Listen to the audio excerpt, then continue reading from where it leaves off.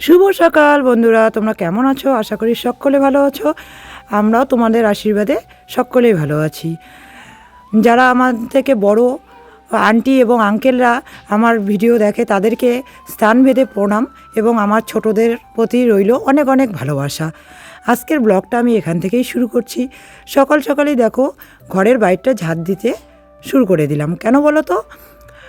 ঘরের বাইরটা যদি পরিষ্কার না থাকে তাহলে কিন্তু মন মানসিকতাটাও ভালো থাকে না। সব কিছু পরিষ্কার করে নিলেই কিন্তু মন মানসিকতাও একটা অন্যরকম চেঞ্জ হয়ে যায়। কি বলো তো, বাড়িঘর পরিষ্কার করতে কিন্তু আমার খুব ভালো লাগে। এই জায়গায় যে পাতাগুলো আছে চেষ্টা করব কালকে এগুলোকে পুড়িয়ে ফেলতে। দিনের পাতা দিনে পুড়িয়ে ফেলা যায় না, মানে অসুবিধা হয়ে যায়। একবারে জমলে আগুন তাপানো হয়ে যায় ঠান্ডার দিনে এবং পুড়িয়ে ফেলতেও সুবিধা হয়। এই জায়গাটা যতটা উঁচু দেখছো ততটা কিন্তু সবগুলো পাতা নয়।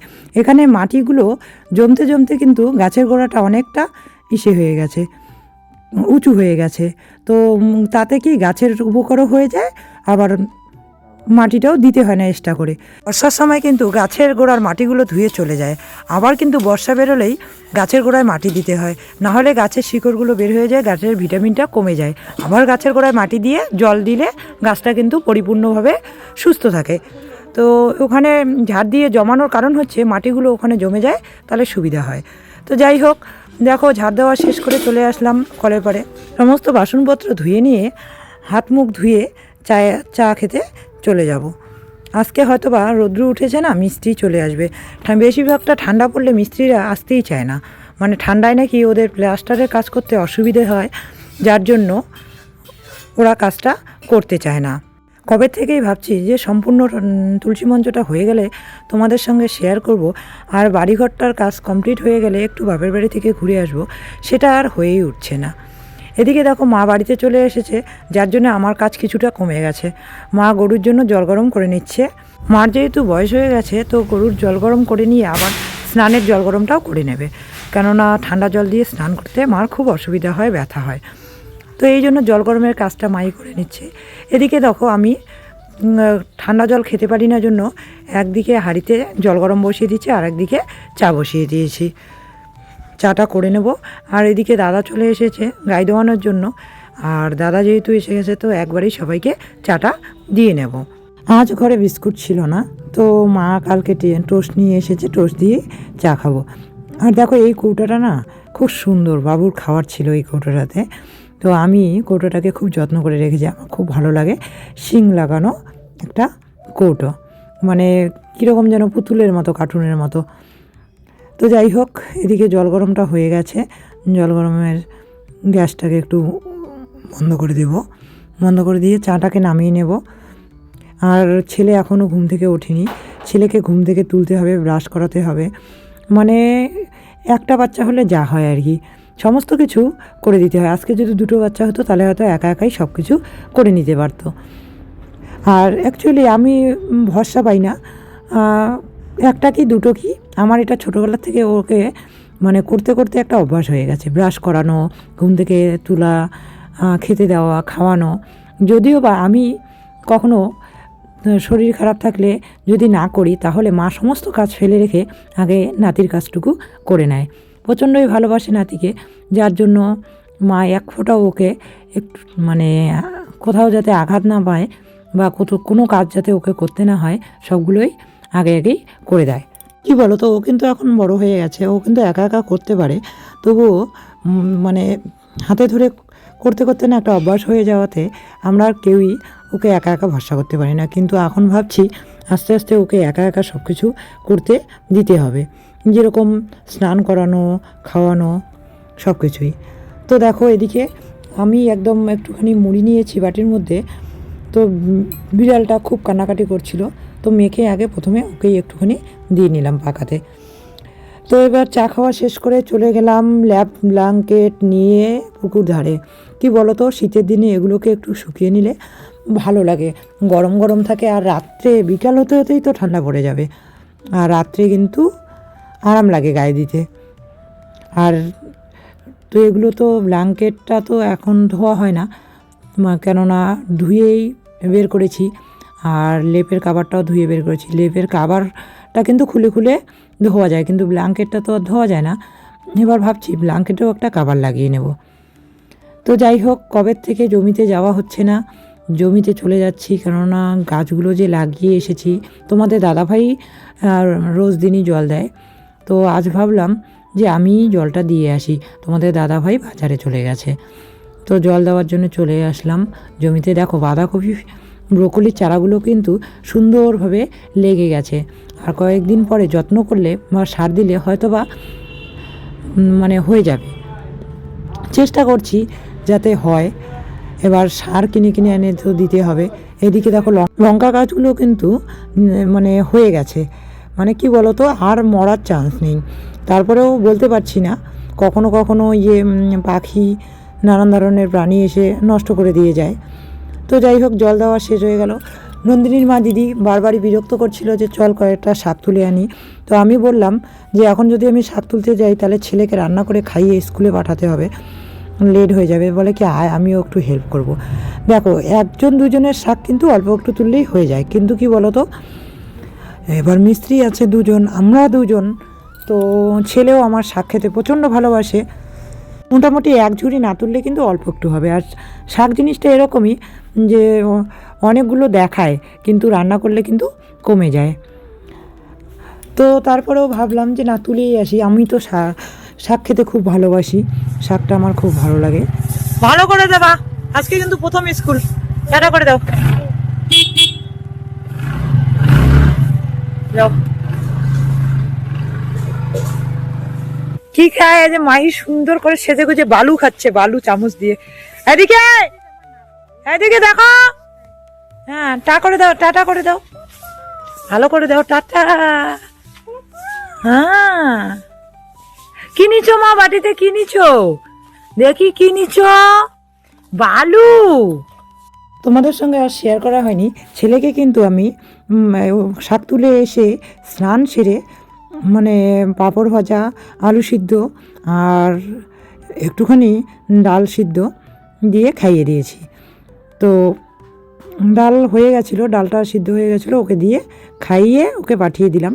তখন খুব তাড়াহুড়ো পড়ে গেছিলো, যার জন্য তোমাদের সঙ্গে সেভাবে শেয়ার করা হয়নি। এখন আমি এখানে ফুলকপি আলু ভেজে নিচ্ছি আর শাকটা বানিয়ে নেব। তাহলে আগেই ডাল করেছি, পাঁপড় ভাজা করেছি, আর তোমার এখন আমি ফুলকপি আলু ভাজা করে নিলাম। এখন আমি শাকটাকে বসিয়ে দেব, কেননা ঠিকঠাক টাইমলি রান্নাটা না করলে আবার মিস্ত্রিদিকে খেতে দিতে হবে, এই একটা ব্যাপার আছে। তো যাই হোক, শাকটা করে নেব। আর আজকে মিস্ত্রি যে ভাস্তাটা আছে তার আবদার যে কাকিমণি খুব সর্দি লেগেছে, আজকে কিন্তু একটা যে কোনো ছ্যাঁকা বানিয়ে খাওয়াবে। গ্রামের মানুষের এই একটা মানে কথা যে সর্দি লাগলে ঝাল বা গোলমরিচ দিয়ে ছ্যাঁকা রান্না করে খেলে নাকি শরীরটা ঝরঝরা হয়, মানে শরীরটা ভালো হয়। আর মানে কি বলবো, এটাকে বুঝতে পারছি না, মানে ভালো থাকে আর কি। তো এই জন্যে ও ছ্যাঁকা খাবে, আজকে মাছ মাংস কিচ্ছু কিন্তু রান্না করবে না। তো ভাবলাম যে ঠিক আছে, ও যখন আবদার করছে তাহলে একটা ছ্যাঁকা বানিয়ে নিই। আমরা কিন্তু নানান ধরনের ছ্যাঁকা খাই, যেমন বাঁধাকপি, সিম, আলু দিয়েও একটা ছ্যাঁকা হয়। তো গাছে তো সিম আছে, তো ভাবলাম বাঁধাকপি নেই, তাহলে বাঁধাকপির ছ্যাঁকাটা কীভাবে রান্না করব। বাঁধাকপির যে উপরের শক্ত পাতাটা থাকে ওইটা দিয়ে ছ্যাঁকা বানালে খুব ভালো হয়। এর আগে একদিন শীতল ছ্যাঁকা রান্না করেছিলাম, তোমাদের সঙ্গে কিন্তু কিছুটা শেয়ার করেছিলাম। তো ভাবলাম কিছুটা শীতল রয়ে গেছে, তো আজ শীতল ছ্যাঁকাটাই বানিয়ে ওদেরকে খাওয়াই। আর কি বলো তো, এই মিস্ত্রিগুলো না অনেক দূরের নয়, গ্রামেরই। তো সবসময় আসা যাওয়া করে, একটা ভালো সম্পর্ক। দেখবে যে কোনো লোক যখন সবসময় আসা যাওয়া করে তখন কিন্তু আবদারটা অন্যরকম হয়, বা তাদেরকে দূরের দূরের মনে হয় না। এবার যদি অন্য মিস্ত্রি কাজ করতো তাহলে হয়তো মনের মধ্যে এটা দ্বিধাবোধ করতো, আর ও হয়তো আমার কাছে এরকম আবদার করতো না।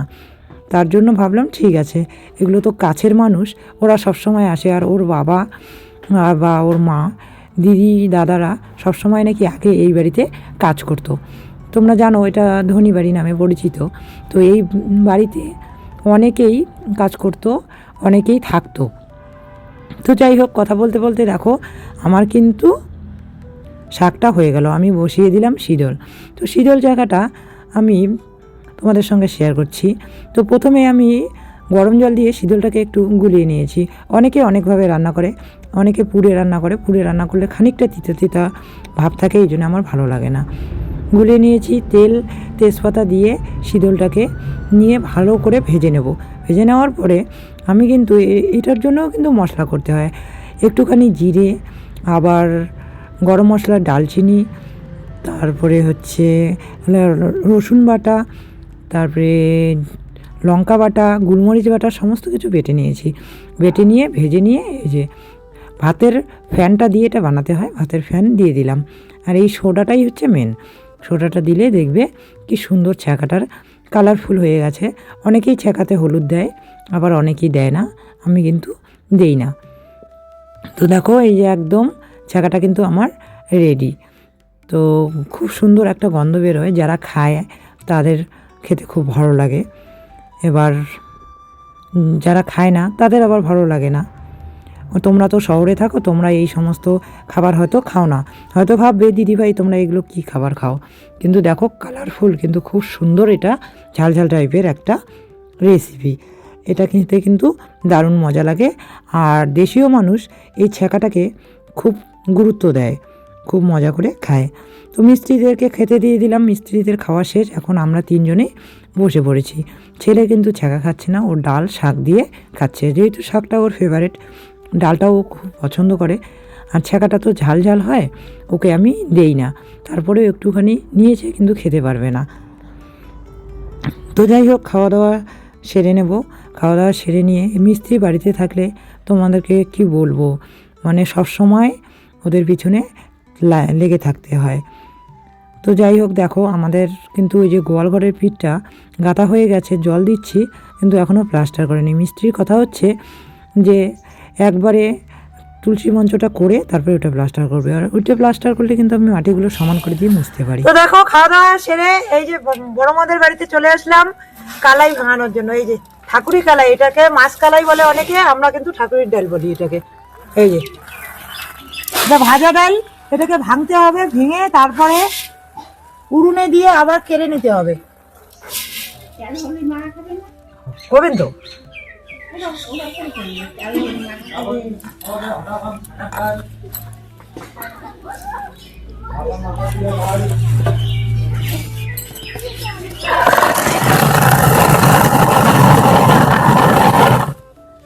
ভর্তি করে দাও। প্রথমটা কি আর অতগুলো বেরোয়?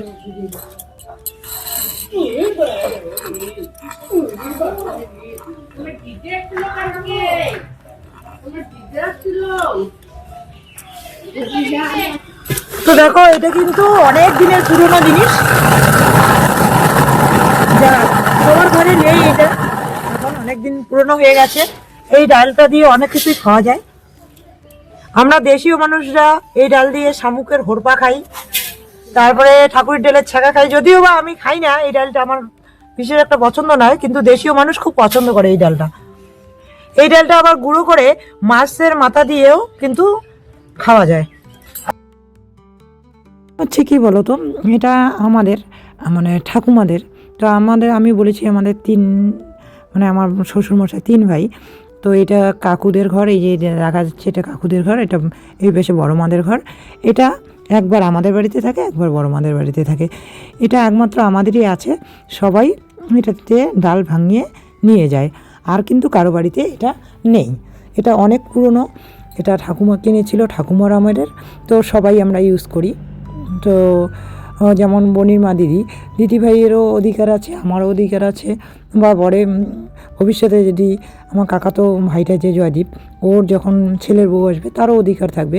তো এটা ফিক্সড কারো বাড়িতেই থাকে না, এটা আমাদের বাড়িতেও কখনো থাকে, বড় মাদের বাড়িতেও কখনো থাকে। যার যখন প্রয়োজন তখন সে ব্যবহার করি, তার বাড়িতেই রেখে দিই।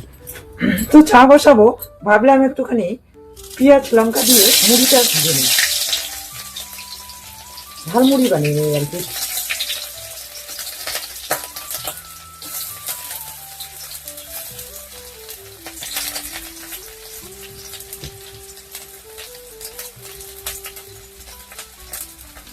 সন্ধ্যাবেলা কিন্তু ঝালমুড়ি খেতে দারুণ একটা মজা লাগে, মানে বসে বসে সময় কাটানো, আর বসে বসে সবাই মিলে খেলে খুবই মজা লাগে।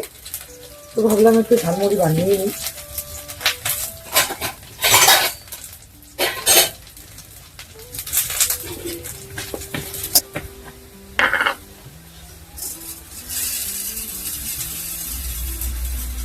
মুড়িটাকে ঢেলে দিচ্ছি। পেঁয়াজ লঙ্কাটা কিন্তু মোটামুটি ভাজা হয়ে গেছে। এবার এখানে মুড়ি ঢেলে দিয়ে এটাকে একটুখানি নাড়িয়ে নেব, আর একটুখানি হলুদ দিয়ে দেবো, তাহলে কিন্তু একটা কালারফুল হবে। হলুদটা দিলে কিন্তু গন্ধ করবে না, ওর সঙ্গে ভাজা হয়ে যাবে, টেস্ট হয় আর কি। এটাকে কি বলবো, আমি এভাবে বানিয়ে খাই, তোমরাও বানিয়ে খেয়ে দেখো, সত্যিই খুব ভালো লাগে। তো সন্ধ্যাবেলা চায়ের ঘরে চলে এসে যে মুড়ি বানাচ্ছি। এখন বাইরের থেকে শুনলাম যে ওরা আসছে ওদের বাড়িতে, তো আমাদের বাড়িতে আসছে, তো এই জন্য আর একটু মুড়ি দিয়ে বেশি করে বানিয়ে নিলাম। তো মুড়িটা হয়ে গেল। মুড়িটা হয়ে যাওয়ার পরে আমি এখানে চা বসিয়ে দেব। আর এতক্ষণও জানি না যে বিকেলে ওরা এসেছে, জানলে হয়তো যেতাম একটুখানি, তো সময়ও ছিল না সেরকম, কাজ নিয়ে ব্যস্ত ছিলাম। কাজ নিয়ে ব্যস্ত থাকলে না কোথাও যাওয়া হয় না। তো যাই হোক, বললো যে দিদিভাই একবারও আসলি না, খবর নিতে চলে এসেছি। তো আমি বললাম যে আমি জানিই না এতক্ষণ যে তুই এসেছিস, তো চলে আয়, চা খাবো একসঙ্গে বসে। তো ও আমার বাড়িতে আসবে না এটা আমি মানতে পারি না, কেননা ও এরকম একটা মেয়ে, কী বলবো, যে ও আসলে আমার সঙ্গে যাওয়ার সময় আমার সঙ্গে দেখা করে গিয়েছে, সেটা হয়তো ক্যামেরাবন্দি করতে পারিনি। আর যেহেতু ও এসেছে, আমি যদি নাও ডাকি বা আমি যদি নাও যাই, তবুও ও কিন্তু আমার বাড়িতে অবশ্যই আসবে। তো এই জন্যই একটুখানি মুড়ি বেশি করে বানাচ্ছিলাম। আমার মনে একটা ভাবনা ছিল, ছেলে এসে বলছিল যে মা কাকিমণি ওরা এসেছে, তো তখনই ভেবেছিলাম যে ওরা আসবে আমাদের বাড়িতে, তো মুড়িটাকে একটু বেশি করে বানিয়ে নিলাম, যাতে সবাই বসে একটা চায়ের আড্ডা করা যায় এবং খাওয়া যায়। তো এদিকে দেখো চায়ের জল ফুটছে আর আমি মুড়িটাকে নামিয়ে নিচ্ছি। কি বলো তো, মানে এইভাবে তোমরা হয়তো ভাববে ভেজে নিয়ে মুড়ি কেন খাচ্ছ দিদিভাই, কী বলো তো, কাঁচাতে তেল দিয়ে, পেঁয়াজ ধনেপাতা দিয়ে, তারপরে চানাচুর দিয়ে খেতেও ভালো লাগে। আর এদিকে কিন্তু আবার শুধু ওইভাবে কাঁচা না খেয়ে ভেজে খেলেও কিন্তু ভালো লাগে। তো ওরা চলেই এসছে, রান্নাঘরে ঢুকে গেল। তো বলে কী করছো, তেমন চা করছি, তোরা যায় বস, আর আমি আসছি চা নিয়ে। নন্দিনীর মাও তার সঙ্গে চলে আসলো। আর নন্দিনীর মা এমন একজন লোক, ও একদম চা খেতে চায় না। তো আমি বাইরে গিয়ে কথা বলতে বলতে আমার এদিকে চাটা কিন্তু উতলে গেছে, পড়েই গেল একটুখানি। তো চাটাও হয়ে গেছে, এখন আমি ঢেলে নেব। ওকে এর আগে একদিন জোর জবরদস্তি চা দিয়েছি, তার জন্য খেয়েছে। তারপরে কালকে ও এসেছিলো সন্ধ্যাবেলা, ওকে চা দেওয়াতে ও চা খায়নি, বলে কি আমি পাঁপড় খাবো, আমি চা খাবো না।